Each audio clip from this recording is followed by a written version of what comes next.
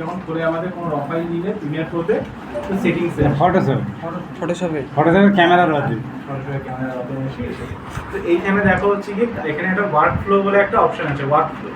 এইখানে দেখো আছে কালার স্পেস আছে। কালার স্পেস মানে হচ্ছে কি তুমি কোন কালারে তোমার কোন কালারটা মানে কালারটা স্পেসে কোথায় পূরণ করছো। কালার স্পেস যত বড় হবে তত বেশি কালার ও অ্যাকোয়ার করবে। কালার স্পেস যত বড় হবে তত কালার নেবে। এবার আমাদের ক্যামেরাতে দুটো কালার আছে, একটা অ্যাডোবি আরজিবি আর একটা হচ্ছে কি অ্যাডোবি কালার। অ্যাডোবি আরজিবি যেটা আসছে সেটা ফর ট্রু টোনের জন্য, মানে আরজিবি ট্রু টোন নিয়ে আসে, সেটা হচ্ছে কি অ্যাডোবি আরজিবি। আর অ্যাডোবি কালার যেটা আসে সেটা কালার গ্রেড করার জন্য, টু টোন থ্রি টোনের জন্য গ্রেড করার জন্য আসে। বোঝা গেছে? এইবার তুমি যদি কোনো সময় কালার ট্রু টোন ইউজ করো, মানে ট্রু টোন কালার গ্রেড করছো, তাহলে এখানে কালার স্পেসে এসে তোমাকে এখানে হোয়াইট কোথায় গেল যে হোয়াইট যেমন আরজিবি দেখেছো, মানে হোয়াইট যেমন আরজিবি করতে হবে। ওকে, তাহলে এটা হোয়াইট যেমন হয়ে যাবে। ওকে, আচ্ছা। আর তুমি যদি কোনো সময় যদি এসে অ্যাডোবিতে করছো তুমি, তাহলে অ্যাডোবি কালারে করছো, তাহলে তোমাকে এখানে আসতে হবে কি pro photo RGB.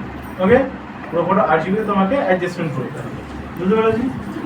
Pro photo RGB use করতে হবে। প্রো ফটো আরজিবি এটা যেমন অনেক বড়, কিন্তু বেসিক্যালি আমরা ইউজ করি কি এখানে এসআরজিবি ইউজ করি। এসআরজিবি যদি আমরা ইউজ করি, এসআরজিবি হচ্ছে ছোট্ট কালার গান, তো কালার যেসব থাকে সেগুলো আমাদের কেটে বা নষ্ট হয়ে যায়। কিন্তু এটার একটা ফ্লজ আছে, এটাতে যেমন প্রফিট যে তুমি কালার খুব ভালো এডিট করতে পারবে, কিন্তু এটার প্রবলেম হচ্ছে গিয়ে কি প্রত্যেকটা কালার করার পরে সেটিং তো কেমন নাকি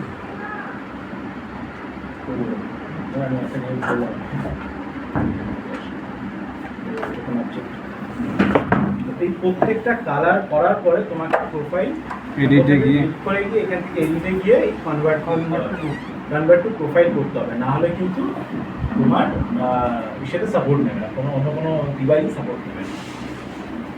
তো এটা হচ্ছে প্রত্যেকটা ছবির জন্য প্রত্যেকটা ছবিতে আগেই করে নিব না, কনভার্ট করে মানে সেভ করার পর কনভার্ট করে করে নিতে হবে। মানে আগে এডিট করে নেব স্যার, ওর কনভার্ট করব আবার সেভ করব। তো অনেক সময় লাগে। এসআরজিবিতে আমি তুললাম, এখানে ওয়াইড গ্যামোড আরজিবি করবে, মানে এই ক্যামেরাতে এসআরজিবিতে এখানে ওয়াইড যেমন আছে। সে 500 ছবি থাকে তো বহু সময় লেগে যাবে। হ্যাঁ, তুমি তো 500 কেন করবে? যেখানে তোমার এডিটিং করা দরকার সেখানে করবে, তো সব জায়গায় তৈরি করতে হবে। তাহলে এসআরজিবি থাকবে। তুমি কোনো শ্যুট করছো যেখানে, এসআরজিবি রাখো। আমি তো বলে বুঝিয়ে দিলাম এসআরজিবি রাখো। তুমি কোনো এবার তুমি নিজেরা পার্সোনাল শ্যুট করেছো বা তুমি কোনো হেভিভাবে করবো, হয় না যে আমার একটা পার্সোনাল শ্যুট আমি সুন্দর করে করবো, তখন তুমি এই রুলস অ্যাপ্লাই করো। টেক টাইম নাও, থোড়ি তুমি ওয়েডিং ফটো থেকে তুমি এইসব করতে যাবে, পাওয়া যাবে। এই তো বোঝানোর জন্য যে তুমি ইজিলি কোনটা করবে, বুঝতে পেরেছো? ওকে, চলো আমি লাঞ্চ ব্রেক নিয়ে নিই। এটাই প্রথমে এটাই বুঝিয়েছিল, ঠিক আছে? তো ওই সময় এরপরে আমরা বুঝবো হচ্ছে কি ক্যাপচার ওয়ান।